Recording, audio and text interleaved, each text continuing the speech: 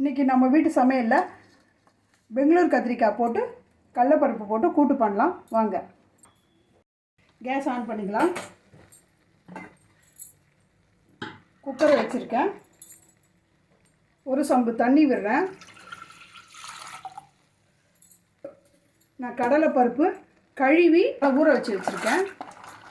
இதை சேர்த்துக்கிறேன். ஒரு ஸ்பூன் பைத்தம்பருப்பும் கழுவி ஊற வச்சுருந்தேன், அதையும் இதில் சேர்த்துக்கிறேன். ஒரு ஸ்பூன் மஞ்சள் பொடி சேர்த்துக்கிறேன். ஒரு பெங்களூர் கத்திரிக்காய் தோலை எடுத்துட்டு நான் பொடியாக கட் பண்ணி அதையும் இதில் சேர்த்துக்கிறேன். ஒரு வெங்காயம், சின்ன தக்காளி, 10 பல்லு பூண்டு, 4 பச்சை மிளகாய், கருவேப்பிலை இதையும் ஒன்றா சேர்த்துக்கிறேன். கூட்டில் உப்பு போட்டுக்கிறேன். இப்போ இதை மூடி வச்சிடலாம். இங்கே ஆவி வந்தவுடனே நம்ம வெயிட்டர் போட்டுக்கலாம். ஆனில் வச்சுருக்கேன். 3 விசில் ஃபுல்லாக வந்தவுடனே நம்ம இறக்கி வச்சுக்கலாம். இது சூடு வருது. வெயிட்டர் போட்டுக்கலாம்.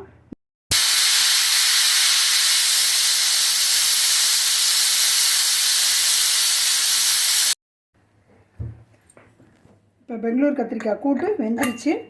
ஓப்பன் பண்ணி பார்க்கலாம். குக்கர் ஆறுனப்பறம் தான் திறக்கிறேன்.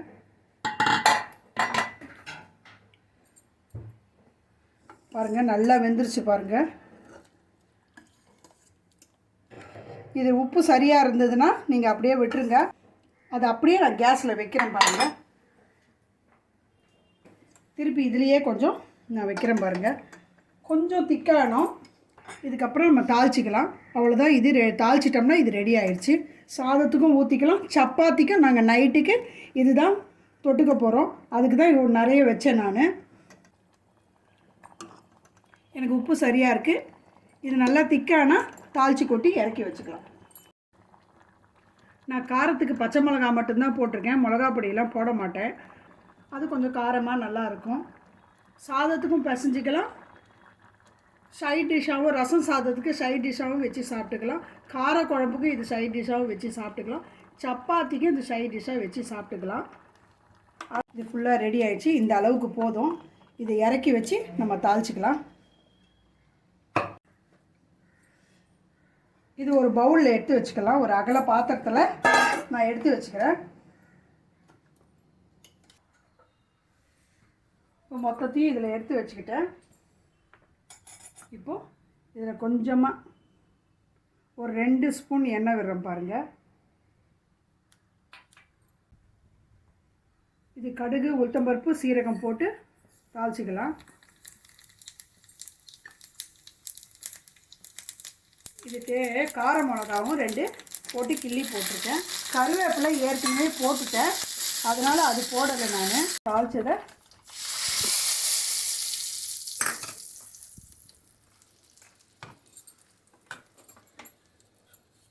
பாருங்கள், தாளிச்சிட்டேன். இது அப்படியே கொத்தமல்லி மேலே, இது மேலே போட்டுக்கலாம். கொத்தமல்லி இது மேலே போட்டிருக்கேன். இது மாதிரி செஞ்சு சாப்பிட்டு பாருங்கள், ரொம்ப நல்லாயிருக்கும்.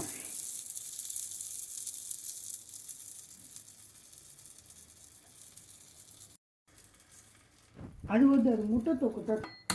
கேஸ் ஆன் பண்ணி முட்டை தொக்கு பண்ணிக்கலாம். இன்றைக்கி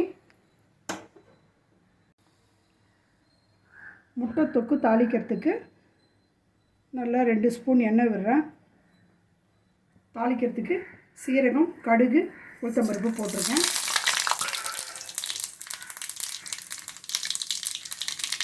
அது பொரிஞ்சதும் வெங்காயம், கருவேப்பிலை இதை சேர்த்துக்கிறேன். இப்போ இதோடு சேர்த்து தக்காளியும் சேர்த்துக்கிறேன். இதனோட ஒரு அரை ஸ்பூன் மஞ்சள் பொடி, 2 ஸ்பூன் வீட்டு மிளகா பொடி, உப்பு தேவையான அளவு. இது முட்டை தொக்கு கிரேவி மாதிரி தான் வரும், அதனால் உப்பு போட்டிருக்கேன். இது 3 எல்லாம் போட்டு வதக்கிக்கலாம். இது நல்லா வதங்கிடுச்சு. நல்லா வேகிறதுக்கு, தக்காளியெலாம் நல்லா வேகிறதுக்கு ஒரு டம்ளர் தண்ணி ஊற்றுறேன்.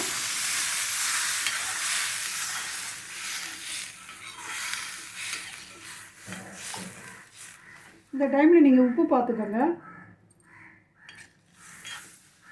இது உப்பு கரெக்டாக இருக்குது. கிரேவி மாதிரி வந்தவொடனே சரியாக இருக்கும் எனக்கு உப்பு. அப்போ அந்த டைமில் நம்ம முட்டையை கட் பண்ணி போட்டுக்கலாம். இது நல்லா கொதிக்கட்டும். கொஞ்சம் திக்காகட்டும். அது வரைக்கும் மூடி வச்சிடலாம். பக்கத்துலேருந்தே பார்த்துக்கணும், அடி ஒட்டாமல் பார்த்துக்கணும்.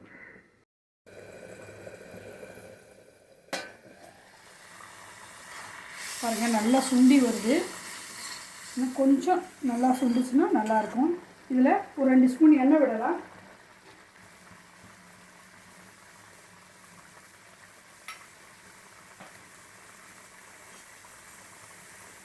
இதில் ஒரு ஸ்பூன் எண்ணெய் விட்டுருக்கேன்.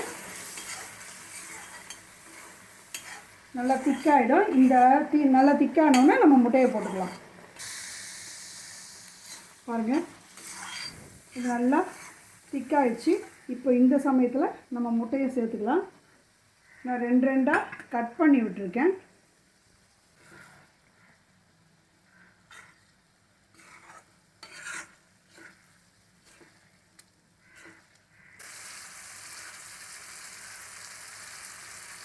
இதை இறக்கி வச்சிடலாம். கேஸ் ஆஃப் பண்ணிட்டேன் நான். போதும், இந்த தொக்கோடு இதை சாப்பிட்டுக்கலாம். நம்ம இன்றைக்கி நம்ம பாக்கியலட்சுமி கிச்சன் விலாகில் வெள்ளை சாதம், பெங்களூர் கத்திரிக்காய் கூட்டு, ரசம், முட்டை தொக்கு, தயிர் இன்றைக்கி சாப்பிட்றதுக்கு மத்தியானம் லஞ்சுக்கு இதுதான் நாங்கள் இந்த டிஷ் செஞ்சுருக்கோம். இது 2 நம்ம வீடியோ எடுத்திருக்கோம். வெள்ளை சாதம்,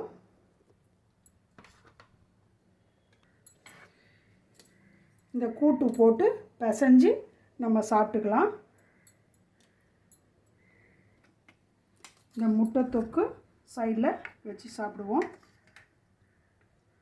அதுக்கப்புறம் ரசம் ஊற்றிக்கலாம், தயிர் ஊற்றிக்கலாம். இன்றைக்கி எங்கள் லஞ்சு இதுதான்.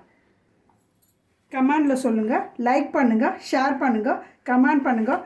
பாக்கியலட்சுமி கிச்சன் விலாக்கு சப்ஸ்கிரைப் பண்ணுங்கள். பாய்.